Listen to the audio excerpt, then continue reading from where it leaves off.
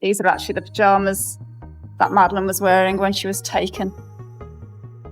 We used any sedative drugs or anything like that, and we have cooperated fully with the police. We'll answer any queries, any tests that they want to do at any. This is the timeline that changes everything in the disappearance of Madeleine McCann, rebuilt minute by minute. We'll stack a tight 2-minute window against dueling sightings, weigh forensic alerts that sparked more questions than answers, and fold in 2025 searches as pressure mounts around a named suspect. Because if even 1 minute shifts, the entire story does too. Praia da Luz looked like the kind of place where nothing terrible could happen. White buildings, blue water, quiet residential lanes. The Ocean Club sold a feeling, family-friendly, familiar, and close-knit. Parents could see tennis courts from cafe chairs. Kids moved between the pool and playrooms in easy loops. Safety felt baked into the scenery. Apartment 5A sat at the end of a block with 2 small roads forming a T. The back patio opened toward the resort paths and pool area.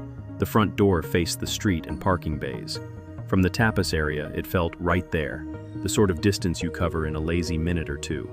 Close enough to hear laughter, far enough to miss a whisper.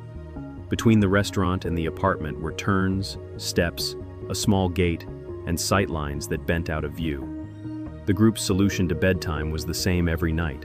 Put the children down, then eat together nearby. No late trek to the main restaurant. No juggling prams after dark. Instead, a simple rota. Every 20 to 30 minutes, one adult would slip away, walk back, and check in. They'd nudge a door, listen for breathing, reposition a blanket, and return to clinking plates and low conversation. It felt practical. It felt normal. Critics would later argue it wasn't enough.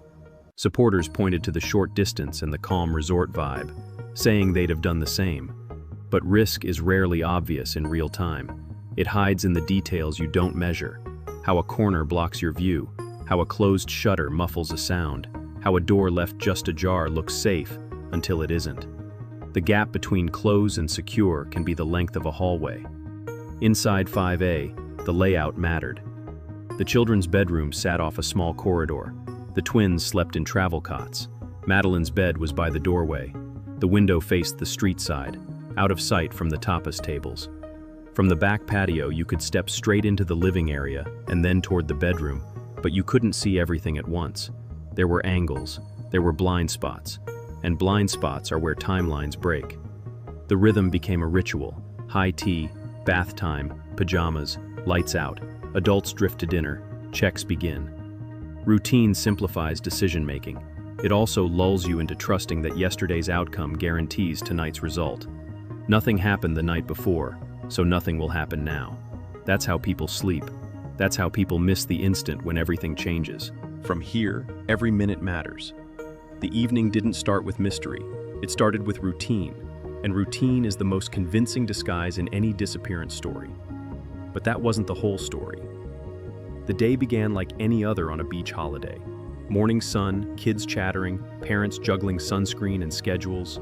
The children were dropped at the club after breakfast, a pocket of supervised play that let the adults breathe. Late morning, everyone reconvened for lunch in the apartment. Simple, quick, and back out again. By early afternoon, the pool was the center of gravity. There's a photo from that stretch. Sun hats, damp hair, a wide smile that would later carry unbearable weight. Nothing in the frame hints at what's coming. No hurry, no edge, just the easy rhythm of a family near the water. Routine guided the rest. After the pool, the children were returned for more activities while the adults squeezed in tennis and a run. Early evening, the group drifted toward high tea near the tapas area, the prelude to bath time and pajamas. The plan was to keep bedtime tight. Tired kids sleep fast. Sleeping kids give parents a window. By around 7:30 p.m., the lights were low and the bedroom door was left just ajar. Quiet, at last. The adults moved toward dinner around 8:30 p.m., the same compact radius they'd used all week. The friends, later nicknamed the Tapas 7, slotted into their usual places. Conversation rose and fell with cutlery and laughter. Every so often, someone stood, walked the short route back to the apartments, and checked on the children. The rota wasn't formal, but it was familiar. It had worked last night. It would work tonight. Small choices shaped the map. The babysitting service existed, but the group relied on proximity and routine. The back route through the patio was quicker. The front door meant a longer loop along the road. Doors were nudged. A breath was listened for. A blanket was straightened. 10 minutes later, someone else would repeat the same steps. The system felt safe because it felt ordinary. Nothing in those first hours rattled the table. No alarms, no raised voices. Just the cadence of a holiday evening in a quiet resort town. But routines can hide fractures. Between 9 and 10 o'clock p.m., the simple pattern everyone trusted began to bend. One route chosen over another. One glance instead of a full check. One sighting reported, another missed. And that's where a timeline starts to change. But that wasn't the whole story, because when we compress those 60 minutes, contradictions start to surface. This is where routine becomes a countdown. Between 8:55 and 10 o'clock p.m., small choices stack into a story that still divides people. 8:55, 9:05 p.m. One friend leaves the table first to check his own child. On the way, he pauses by the bedroom window of 5A. Quiet, no movement. He continues, then loops back toward dinner. A few minutes later, around 9:05, Madeleine's father heads to the apartment. He steps into the children's room, sees the twins asleep, notes the door slightly more open than before, and leaves. From his perspective, everything looks normal. He uses the bathroom, exits, and starts back along the sloped road. 9:10, 9:15 p.m. On that walk, he bumps into another British holidaymaker out with a stroller. They chat briefly. At roughly the same time, a friend from the dinner group starts up the same road. In her account, she passes the two men and, at the T-junction beyond them, spots a man crossing with a small child in his arms. Clothing details stick with her. Trousers, a heavier top than you'd expect on a warm night. But here's the fracture that never healed. The two men don't recall seeing her, and neither reports seeing the man with the child. Same road, same minute, different memories. 9:30 p.m. Back at the table, the next check falls to the friend who paused at the window earlier. He offers to cover the parents' turn and walks to 5A via the rear patio. The sliding door is accessible. From the bedroom doorway, he can see the twins asleep, but Madeleine's bed is tucked out of his line of sight to the left. He doesn't step in. No crying, no noise. He assumes all is well and leaves, a glance, not a full look. In a case built on minutes, that choice becomes a pivot. If he had taken 2 extra steps, would the next 30 minutes look different? 9:40, 9:55 p.m. The group's conversation resumes. Glasses refill. Checks ripple through other apartments. No one at the table appears alarmed. Outside, the resort lanes are quiet. Inside 5A, the bedroom door position, how wide, how still, will later matter, because tiny spatial details become proxies for what might have happened while no one was looking. 10 p.m. Madeleine's mother goes to the apartment herself. She enters, heads toward the bedroom, and finds a scene that doesn't make sense. The bed where her daughter should be is empty. Window and shutter details become instant points of debate. The only thing not in dispute is the panic that follows. She runs back toward the restaurant and raises the alarm. Voices carry. People split in different directions. The clock stops being ordinary time and turns into search time. From the outside, this hour looks simple. From the inside, it's layered with missed overlaps, partial views, and memories that don't quite fit together. One sighting becomes the spine of the story, until another sighting challenges its shape. And that wasn't the whole story, because a second, later sighting would force investigators to redraw the lines you just traced. Around 10 o'clock, another family was walking back through town. Different street, different vantage point. They noticed a man carrying a small child, head on shoulder, bare feet, light sleepwear. The child didn't stir. What struck them wasn't a scream or a struggle. It was the ordinary way he held her. Not over the shoulder in a rush, cradled in both arms, weight balanced, pace steady. The kind of carry that looks natural, unless you're watching the clock. This moment sits away from the resort path that anchored the earlier sighting. It pulls the story toward the town, closer to the center, and later in time. If the first account framed a quick exit near the apartment, this one hints at distance covered and a route that avoids the brightest lines back to 5A. Descriptions were careful. Height, build, clothing that didn't match the light tourist uniform of shorts and sandals. Nothing dramatic, just enough detail to lodge in memory. The sighting came with multiple pairs of eyes, layers of recollection that overlap rather than a single impression retold. Years later, UK appeals would spotlight this family's account with fresh urgency. Composite images re-entered the conversation. Viewers were asked to look again, to test old assumptions against a face that might jog a memory. The effect wasn't just new pictures, it was a nudge to re-weight the timeline itself. Here's why it matters. If both sightings are accurate, a single child could have been moved along 2 distinct arcs within minutes, or 2 different men were seen with 2 different children. If only one is accurate, investigators have to choose which minute to trust. Either choice bends everything that follows: search zones, door and window interpretations, even what opportunity meant that night. It also challenges the idea of a narrow window. A late carry through town hints at a slower, more confident exit, someone unhurried, someone who believed he wouldn't be stopped. That confidence, if real, changes how you read the rest of the evening. It stretches the timeline and asks harder questions about what was seen, when, and by whom. But memories collide. Street lighting, angles, distractions. The truth of any sighting is a tug-of-war between what the eye caught and what the brain filled in. When accounts don't perfectly sync, you need something that doesn't rely on recall. That's where investigators turned next, toward floors, fibers, vehicles, and a kind of evidence that doesn't speak but still sends signals. The forensic threads would either narrow the story or unravel it further. When memories clash, investigators lean on floors, fibers, and scent. The bet is simple. The scene will tell a quieter, cleaner story than any witness can. In this case, 2 specialist dogs and a lab bench carried that weight and then handed it back. The dogs came first. Eddie, trained to alert to the scent associated with human remains. Keela, trained to indicate human blood down to trace levels. They were worked through key locations tied to the Holiday apartment and later, through a hire car obtained weeks after the disappearance. Cameras rolled. Barks and freeze poses turned a technical sweep into images people could replay in their heads. For many, those alerts felt like a verdict. They weren't. Here's why that matters. A dog's indication is an investigative lead, not a conclusion. It tells you where to look, not what you've found. The scent picture can be stubborn, affected by air currents, old transfers, porous materials, even how a handler moves through a room. Done well, dog work narrows the map. It doesn't draw the X. Courts, almost everywhere, treat those alerts as grounds to search, not as proof on their own.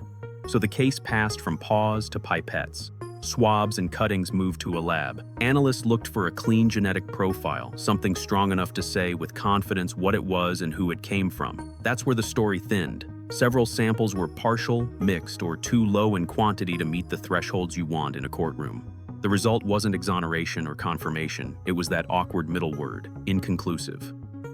Inconclusive is a legal speed bump few people understand. It doesn't mean the sample points away from a suspect. It doesn't mean it points toward them. It means the signal in the data can't carry the burden of proof. Too many contributors, too little DNA, too much noise. You cannot anchor a prosecution to maybe. And there were practical headaches that always shadow trace work. Time delays, heat, cleaning products, traffic through a scene that was never sealed as a major crime scene from minute 1. The longer the gap, the harder it is to isolate a signal that stands up in court. Add the reality that lab methods evolve. Thresholds differ by jurisdiction, and you get a picture that frustrates both sides. Powerful leads on video, thin conclusions on paper. That gap, barking certainty versus lab caution, reshaped the debate. If the dogs are treated as directional, not decisive, then the case pivots back to everything a lab can't fix. Movements, sightings, timings, and any pattern a fresh set of detectives might see that the first team missed. Which door mattered, which route mattered, which minute mattered. In other words, the science didn't close the file, it reopened the clock. The investigation had to step back from microscopes and redraw the night itself. Who walked where, who saw what, and when the window of opportunity really opened and closed. That rethink would spill into public appeals, new composites, and a timeline that officials themselves said needed to be rebuilt. If the lab couldn't settle it, the only option was to reframe the night. And that's exactly what happened when investigators went back to broadcast, back to the public, and back to the minute-by-minute map. But that wasn't the whole story. When timelines wobble, you don't just add new clues, you rebuild the night. Years after the first search, UK detectives did exactly that in a high-profile broadcast, telling viewers that parts of the early narrative were wrong or incomplete. Fresh phone work, redrawn routes, a sharper look at who was where and when. It wasn't a tweak, it was a reframing. The change landed with 2 hits. First, the order of events. What many people thought was settled, who checked first, which path was taken, what time a figure was seen, suddenly became provisional. Seconds turned into junctions. A sightline that once felt decisive now depended on a bend in the road, a pool gate, a lamp that doesn't throw as much light as memory claims. When you redraw a clock, you redraw the meaning of every choice inside it. Second, the public's eyes were pointed somewhere new. Composite images resurfaced. Appeals urged viewers to re-examine the hour, and the case's spine shifted from a single roadside encounter to a broader map with multiple moving parts. One sighting that had carried the narrative weight was no longer the only pillar. Another account, later in time, deeper in town, stepped into the center. And with it, the 2-minute window theory started to stretch. Media coverage lurched to match. Headlines that once picked a single lane now had to accommodate revisions. Some outlets walked back earlier certainty. Others doubled down on familiar angles because familiarity sells.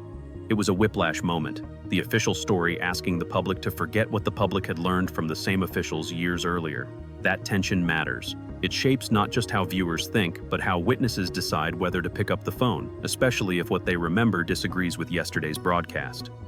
There's another layer: legal gravity. When coverage races ahead of evidence, it leaves a trail: apologies, payouts, statements that underline a basic truth of major cases. Allegation is not conclusion. Dog alerts are not verdicts. A composite isn't a face. A broadcast is an appeal, not a charge sheet. The more the timeline moved, the more those distinctions mattered. What did the revision actually buy? Space. With a wider window, new sequences became plausible. A slower exit, a different road out, a handoff that never touched the original path. It also reweighted the checks themselves. A glance through a doorway that once seemed enough now reads as a missed chance, a non-event that might have been a pivot if 2 extra steps had been taken. Revisions don't just change clocks, they change responsibility, even if no one intended harm. And yet, even with the public reset, the investigation still needed pressure, money, and time. A review turns into an operation when there's sustained funding, a team to chase threads, and partners abroad who will act when asked. That's where the story leaves TV studios and enters briefing rooms, budget lines, and cross-border files. The night had been reframed. The map was bigger. The window was wider. Now the question became, who would push it forward, and how much time was left to do it? Because the next phase would be defined by resources, a named suspect, and a clock that was running down. But that wasn't the whole story. A review became an investigation because the UK kept paying to keep it alive. What started in 2011 as a fresh look at the case hardened into Operation Grange. Small team, targeted scope, and a mandate to pressure test old assumptions. The numbers tell you the mood. Year after year, ministers signed off another tranche. Not huge sums, but enough to keep the lights on and the files moving. By spring 2024, the budget still flowed. A lean unit, just a handful of people, continued to map phones, reread statements, and swap notes with Portugal and Germany. It wasn't a TV-sized task force, it was a scalpel. Funding lines didn't make headlines, but each approval meant the story hadn't been shelved. The case was officially still breathing. Then came a different kind of urgency. Germany had named a suspect and kept him in view, a man with history in the area and a record that turned stomachs. In October 2024, he beat a stack of separate charges, yet he stayed behind bars on an older rape conviction. The clock on that sentence became the metronome for everything else. If he walked out before anyone could lay a new case, pressure would spike, jurisdiction would get messier, options would narrow. That's why 2025 mattered. Funding rolled into another cycle, just enough to keep coordination intact while partners abroad pushed their angles. The UK's role wasn't to headline, it was to hold the frame. Keep the cross-border thread stitched, keep tips processed, keep the timeline coherent as new material arrived. You don't need 50 detectives to do that. You need a few who refuse to let details drift. Publicly, the suspect denied involvement. Privately, prosecutors talked about obstacles, evidence thresholds, appeals, and the brutal fact that belief can't substitute for proof. The result was a strange tension, a named man, an expiring sentence, and an investigation that couldn't promise charges in time. If you're building a clock for drama, that's it. Every funding letter, every request to search, every re-interview becomes a move against a deadline. What does any of that mean for the night itself? It means the timeline isn't just minutes on a resort map, it's also months on an administrative one. Budgets, warrants, appeals, and a release date that can change the choices investigators have tomorrow. And that's why, as spring turned to summer, attention shifted back to the Algarve with a new kind of focus. Because the next move wouldn't be a press conference or a broadcast timeline. It would be boots in scrubland, wells examined, and ruins taken apart brick by brick. One last push to shift the weight of the evidence before the clock hit zero. But that wasn't the whole story. Early June 2025, the Algarve changed tempo. Marked vehicles, fresh cordons, officers pushing into scrub and stone near Lagos and Atalaya. The kind of operation that tells you paperwork is done and someone signed a warrant with conviction. The search pattern was deliberate. Wide arcs first, then tight boxes, track lines cut through low brush, ground teams pausing at wells, culverts, derelict outbuildings, canine sweeps where air pockets might hold scent, drones to stitch a bird's eye record of every trench and mound. Nothing flashy, just the slow math of terrain. Officials spoke in careful phrases, assistance requested, areas of interest, material collected for analysis. No claim of a breakthrough, no public map of what guided each dig line. That silence isn't empty, it protects the next move. If you say what you think you're testing, you teach anyone watching how to walk around it. Even without the briefings, the shape of the search sends a message. If teams are working inland routes and town-facing edges, it tilts weight toward a later carry, closer to the Smith family's minute. If they're hugging the resort's back lanes, it keeps the early window theory alive. In practice, they probed both possibilities. That isn't indecision. It's pressure testing a timeline that has bent before. The clock mattered. A named suspect still denying involvement. A release date approaching on an older sentence. Investigators don't control that calendar. They control spade work. Every pit opened in June felt like a bid to shift probability before the deadline turned leverage into loss. And yet, the public end of a search is often anticlimax. Tape comes down. Vehicles leave. Statements say samples will be assessed elsewhere. Weeks pass. People assume nothing. That's not how casework works. Field days create lab months, and lab months decide whether a prosecutor ever stands up and speaks with certainty. So what did June really change? Not a verdict, but a weighting. It made one path through the night more testable than the other. It reminded everyone that the story isn't just who checked when, it's which route a child could leave by without drawing a single shout. That reframes the hour between 9 o'clock and 10 o'clock p.m. And if the hour bends, everything hanging from it bends too. Which brings us to the question this video promised to answer. What exactly is the timeline that changes everything? And how does it change what you think happened next? We rebuilt the hour that everyone thinks they know and found it isn't a straight line. Two sightings pull in different directions, a glance check that stopped at the doorway, forensics that raised eyebrows but couldn't carry a verdict, a broadcast that redrew the map, and fresh searches that tested the ground where memory runs thin. When you re-weight those minutes, the story shifts. A narrow 2-minute window loosens into a longer route through town. A quick snatch becomes a slower exit. The question stops being, was there a chance? And becomes, which chance was used? That's why the timeline matters more than any single clue. Change the minute you trust, and you change the motive you imagine, the route you search, the person you look for. The clock is the case. So here's the thought to leave with. Which piece rebalances it for you? The later carry through the streets, the partial checks, the lab caution, or the silent work done in 2025? Because in a mystery built on minutes, the detail you choose to trust is the one that changes everything.